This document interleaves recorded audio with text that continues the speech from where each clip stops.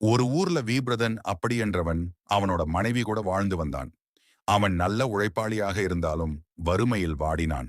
அவன் குடும்ப கஷ்டத்தை மனசுல சுமந்துகிட்டு கவலையோடு போயிட்டு இருந்தான். வீபிரதனின் கஷ்டங்களை அறிந்த மகான் ஒருவர் சோகத்துடன் வந்த வீபிரதனை தடுத்து நிறுத்தினார். வீபிரதா, சௌக்கியமா? தாங்கள் யார்?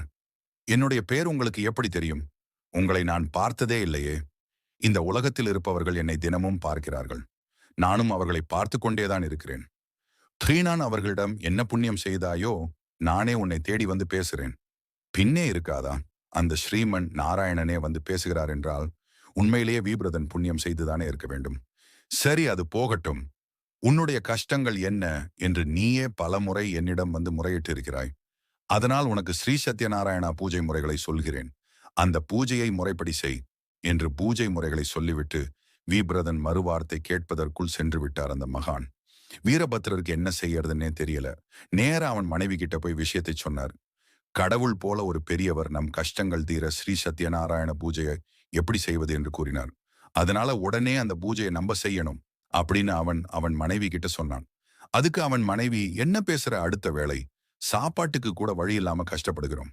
சாதாரண பூஜைக்கு தேங்காய் பழம் எல்லாம் வாங்கி பூஜை செய்வது கஷ்டமா இருக்கு.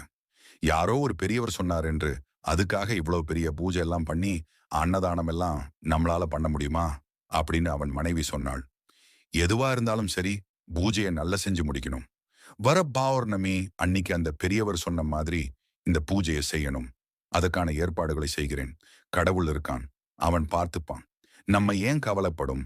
நாம் பிச்சை எடுத்தாவது சாப்பாடு தேவையான பொருட்களை நான் வந்து ஏற்பாடு செய்கிறேன். நீ ருசியா சமையல் செய் என்றான் வீபிரதன். ஒவ்வொரு வீடாக சென்று, அம்மா, ஸ்ரீ சத்யநாராயண பூஜை செய்ய இருக்கிறேன், உங்களால் முடிந்த உதவியை செய்யுங்கள் என்று யாசகம் கேட்டான் வீபிரதன்.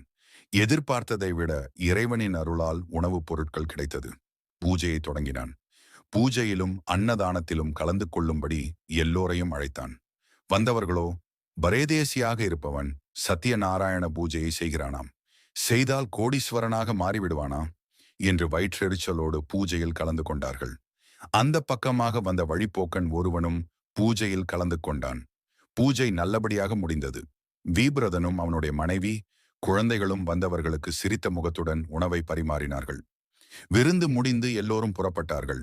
ஆனால் அந்த வழிப்போக்கன் மட்டும் வீபிரதனிடம், சாமி, நான் ஒரு வழிப்போக்கன். பசி என்னை வாட்டி எடுத்தால் இந்த பூஜையில் நீங்கள் அழைக்காமல் நான் கலந்து கொண்டு நீங்கள் தந்த அன்னதானத்தில் சாப்பிட்டேன். அதற்காக என்னை மன்னிக்கவும். பூஜை சிறப்பாக இருந்தது. எல்லாம் நல்லபடியாகவே அமைந்தது. உணவுக்காக தேடி வந்த எனக்கு ஸ்ரீ சத்யநாராயண பூஜை தரிசனத்தை காட்டினீர்கள். இப்பூஜையை காண கண்கோடி வேண்டும். அத்தனை சிறப்பாக நடத்தினீர்கள். என் கண்களுக்கும் வயிற்றுக்கும் விருந்தளித்த தாங்களும் தங்கள் குடும்பமும் எல்லா செல்வமும் பெற்று நோய் நொடியின்றி பல்லாண்டு வாழ வேண்டும் என்று வாழ்த்தினான். அந்த வழிப்போக்கன் பூஜையின் பயனாக வீபிரதன் எங்கு சென்றாலும் நல்ல வரவேற்பும் மரியாதையும் பெற்றான். எடுக்கும் முயற்சியெல்லாம் வெற்றியாக அமைந்தது. அவன் ஆரம்பித்த வியாபாரமும் லாபம் தந்தது. பல கோடிகளுக்கு அதிபதியானான். பூஜையில் கலந்து கொண்டு உணவு சாப்பிட்ட வழிபோக்கனின் வாழ்க்கையில் கூட நல்ல மாற்றங்கள் நிகழ்ந்தது. மகளுக்கு திருமணம், நல்ல வேலைவாய்ப்பு என்று ஒரு நிலையான இடத்திற்கு விண்ணதான் வழிபோக்கன். பூஜைக்காக எதையும் செய்யாமல் வீபிரதன் நடத்திய பூஜையில் நல்ல எண்ணத்துடன் கலந்து கொண்டதற்கே மேன்மை பெற்றான் வழிபோக்கன். மற்றவர்களோ வீபிரதனின் பூஜை மற்றும் அன்னதானத்தை கேலி பேசியபடி கலந்து கொண்டார்கள். அதனால் அவர்கள் முன்னிருந்ததைப் போலவே காலத்தை கழித்தார்கள். இதனால நம்ம தெரிஞ்சுக்கிறது என்னன்னா, சத்யநாராயண பூஜை பண்றவங்களுக்கு மட்டுமில்லாமல் அதை நல்ல மனசோட கலந்து கொள்பவர்களும் புண்ணியம் கிடைக்கும். வாழ்க்கை நல்லா இருக்கும்.